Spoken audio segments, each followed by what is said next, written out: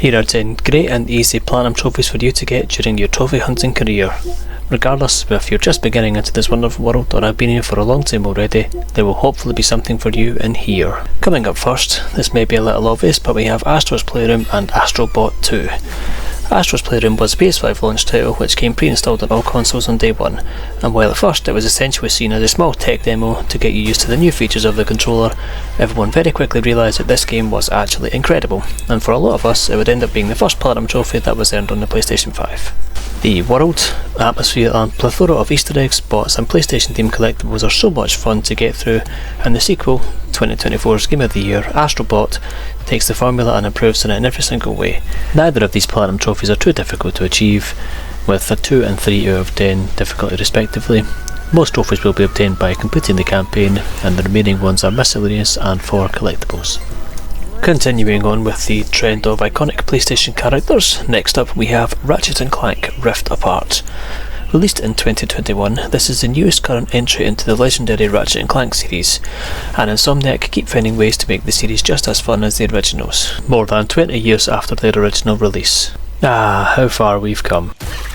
Rift Apart features Ratchet and Clank, as you'd expect, and new characters Rivet and Kit, teaming up in an interdimensional adventure to stop Dr. Nefarious. Again. The story and gameplay in this game is super fun, and the worlds and graphics created by Insomniac are as gorgeous as ever. What's also impressive is the loading times experienced when using rifts within the game. The platinum trophy for Rift Apart is super easy too, with a difficulty of just 2 out of 10, one playthrough required, which can be done in around 10 hours or so. The largest majority of the trophies are for completing the story, with a few remaining ones for miscellaneous objectives and collectibles, none of which are too difficult. But that is not all. There are also other Ratchet and Clank games that can be played, and the platinum trophies obtained on, ranging from the original PS2 classics, the Future Saga, and all the spin-offs that came along the way, leading up to Rift Apart. All of these games are currently able to be played on the PlayStation using either PlayStation Plus or cloud streaming. Moving on from PlayStation icons for now, and into something slightly more murderous, our next entry is the excellent Maneater. For those of you who don't know, in this open world action role-playing game, you play as this big fucking shark. This game is also narrated by someone familiar to quite a lot of people. This is an adult bull shark. Fast, fierce, and so really, what else do I need to say? This platinum trophy is a 2 out of 10 difficulty, requires one playthrough, and will take around about 12 hours. Most of the trophies are for completing the story, but afterwards there are a few collectible and clean-up trophies in each area. Going on from murder as a big darn shark into murder as a big darn cyborg. Up next we have the great RoboCop Rogue City. This game features an original storyline set in between the events of RoboCop 2 and RoboCop 3, and features a voice actor from the movies, Peter Weller, reprising his role. One that likes swimming in oil surely must be swimming in money. In Rogue City, you are tasked with cleaning the city up from criminals by doing investigations, side quests, and even issuing citations for parking violations, littering, and so on. The story features RoboCop, as usual, chasing down bad guys while dealing with a mysterious malfunction. The playthrough and platinum itself will take around 12 hours, there are no missable trophies, and it is only a 3 out of 10 difficulty. Most of the trophies will be earned during your initial playthrough of the story. Any ones that are missed you can get by using previous saves to clean up. This is actually a platinum trophy I have made a video on previously, and here it is if you would like to watch it. Back into another beloved series developed by Insomniac, we have Spiderman.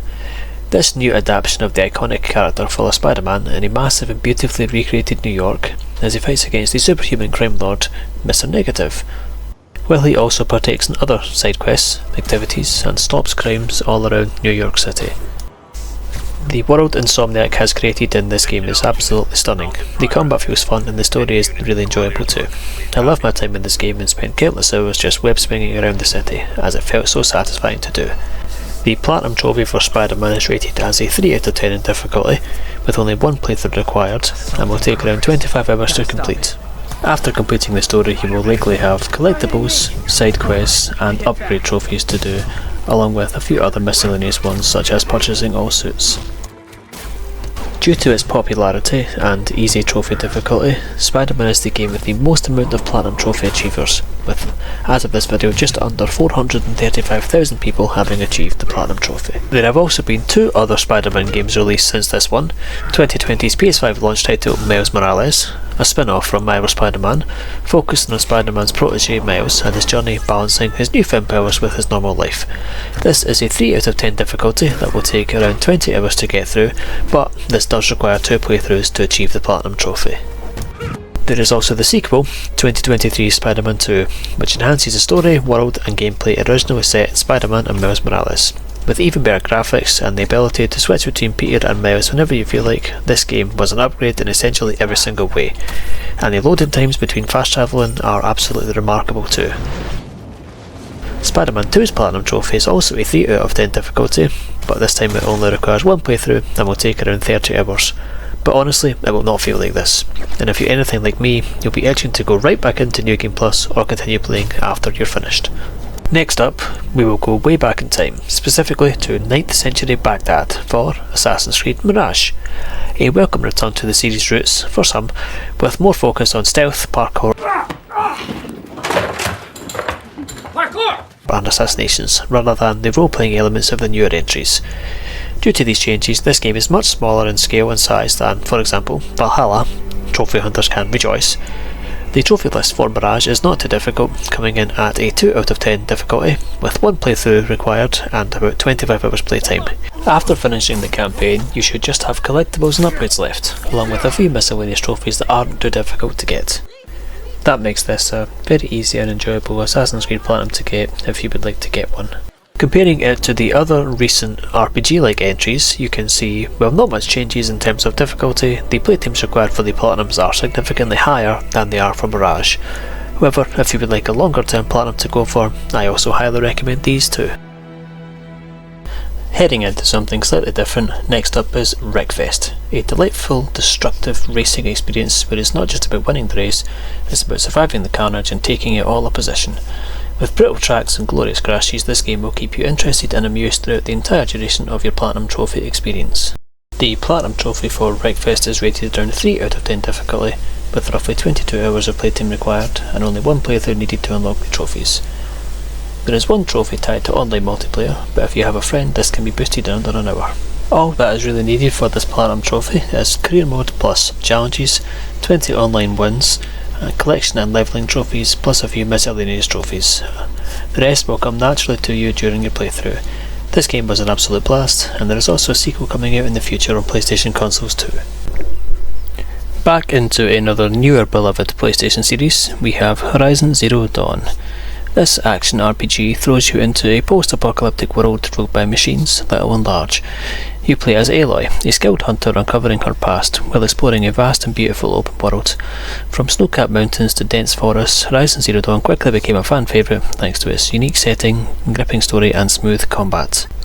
The Platinum Trophy for Horizon Zero Dawn is rated a 3 out of 10 difficulty, requiring just 1 playthrough and will take you around 40 hours to complete, with most trophies tied to exploration, side quests and collectibles, besides the main story trophies of course.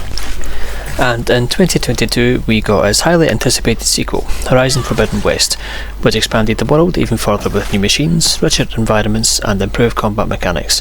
They took everything that worked in Zero Dawn and refined it, giving us underwater exploration, a glider for traversal, and an even deeper storyline that continued Aloy's journey. The Platinum Trophy for Horizon Forbidden West is also extremely manageable.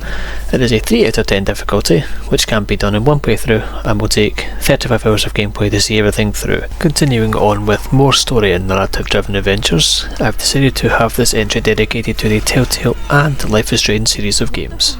While on the Telltale side they are all set in different universes with different characters, the Life is Strange games are all set in the same universe, with some characters being present or mentioned in multiple entries in the series. Regardless of this, they all have the same premise: chapters and episodic based gameplay, tasking you with making decisions and reacting to events happening in the way that you feel is best, with the characters and game world often remembering your choices further down the line.